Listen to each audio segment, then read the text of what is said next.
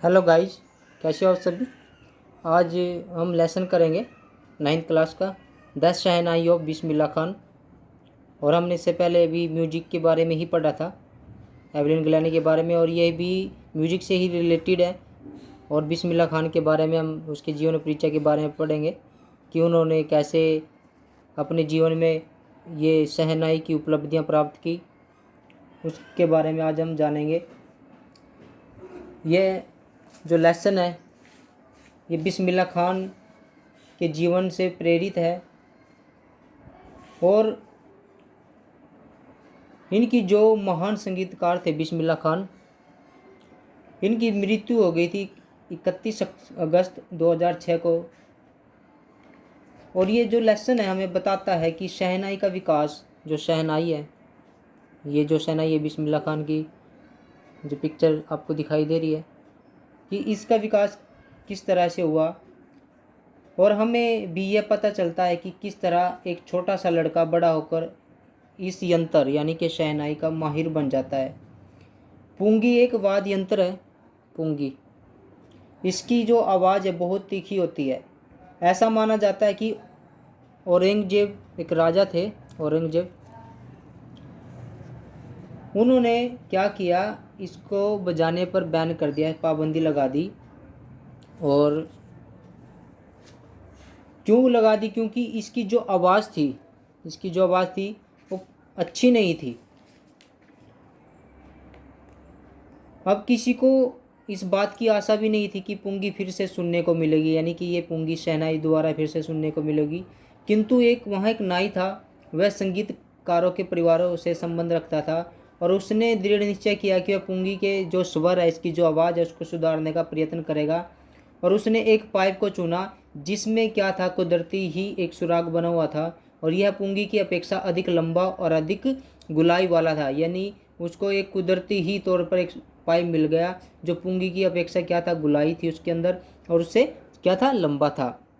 और उसने इसके अंदर क्या कर दिए, 7 छेद कर दिए, 7 सुराग कर दिए। जब उसने इसे बजाया तो बहुत ही जो इसका स्वर था काफ़ी आकर्षक लगा, काफ़ी इंटरेस्टेड लगा, अट्रैक्टिव लगा। नाई ने इसे शाही परिवार के सामने बजा कर दिखाया। हर कोई इस संगीत से काफ़ी इंस्पायर हुआ, प्रभावित हुआ, और इस यंत्र का क्या नाम पड़ गया, शाह प्लस नाई। यानी कि नाई ने बजाई, किसके समक्ष बजाई, शाह परिवार के सामने बजाई, तो इसलिए इसको क्या नाम दे दिया, शाही परिवार, शाह प्लस नाई, यानी कि शहनाई इसका नाम पड़ गया था। और उस्ताद जो बिस्मिल्लाह खान थे, सभी युगों के एक महान शहनाई वादक थे वो, यानी कि आज तक उनके जैसा कोई भी शहनाई वादक नहीं बना। उनका जो जन्म था बिहार के डुमराव में हुआ था। कब हुआ था? 21 मार्च 1916 को हुआ था। वह संगीतकारों के एक परिवार से संबंध रखता था, वह भी संगीत परिवार के संबंध रखता था बिस्मिल्लाह खान साहब।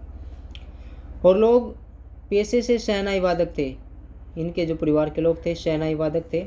बिस्मिल्लाह खान की आयु लगभग 5 वर्ष की थी। वह डुमराव के एक सरोवर के समीप गिल्ली डंडा खेला करता था।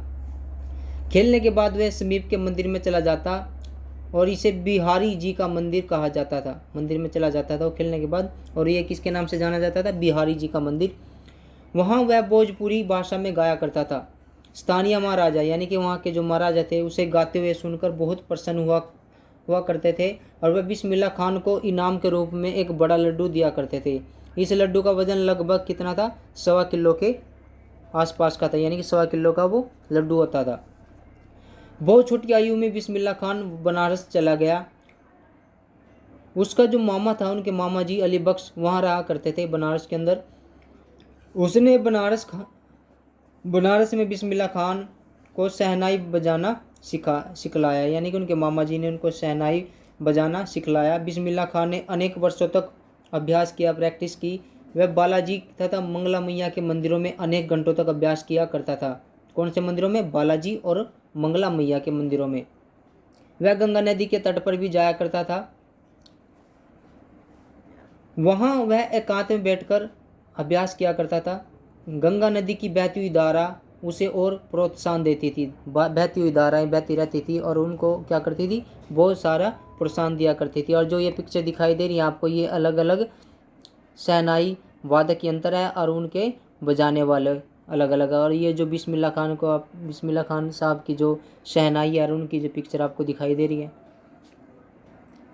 और बिस्मिल्लाह खान को अनगिनत पुरस्कार भी क्या हुए, प्राप्त हो गए थे।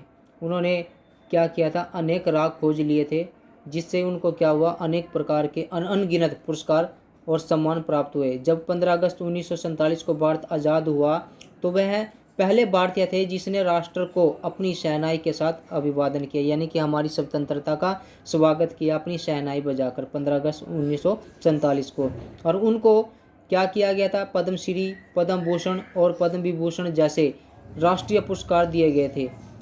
जो हमारे देश के उच्चतम राष्ट्रीय पुरस्कार है वो सब दिए गए थे, पद्मश्री, पद्म भूषण और पद्म विभूषण। वर्ष 2001 में उन्हें भारत रत्न भी प्रदान किया गया। कब किया गया, 2001 के अंदर उनको भारत रत्न भी प्रदान किया गया। और भारत रत्न क्या, हमारे देश का सर्वोच्च नागरिक सम्मान है भारत रत्न। ये पुंगी है और ये शहनाई है। पुंगी इस तरह की होती थी और शहनाई इस तरह की होती थी। उस्ताद बिस्मिल्लाह खान को प्यार से लोग क्या कहते थे, खान साहिब कहते थे उनको। और उसने पूरे संसार भर में यात्रा की, परंतु वह अपनी भारत माता को कभी भूल नहीं पाता था, अपनी धरती को कभी भूल नहीं पाता था। और वह बनारस तथा डुमराव से सबसे ज़्यादा प्यार किया करता था। उनका एक अमेरिका के शिष्य भी था।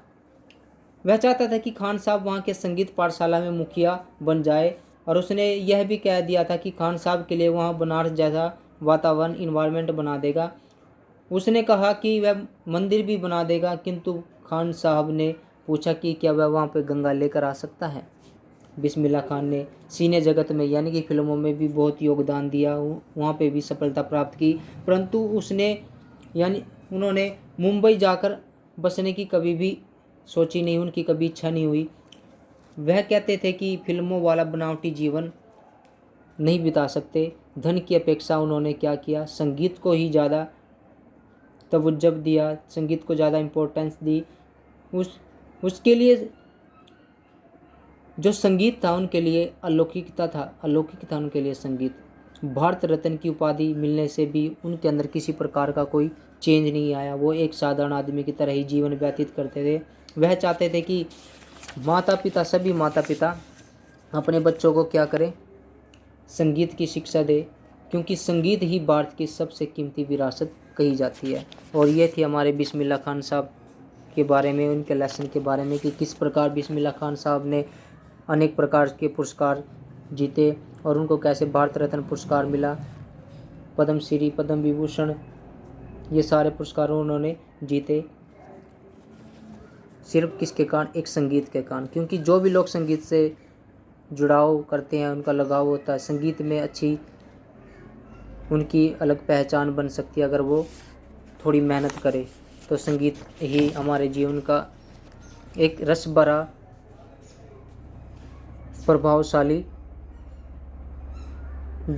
रस भरी और प्रभावशाली जीवन को संगीत ही बनाता है। तो बिस्मिल्लाह खान के बारे में हमने ये आज लेसन कंप्लीट कर लिया और आशा है कि आप सभी इस लेसन को रीड करेंगे।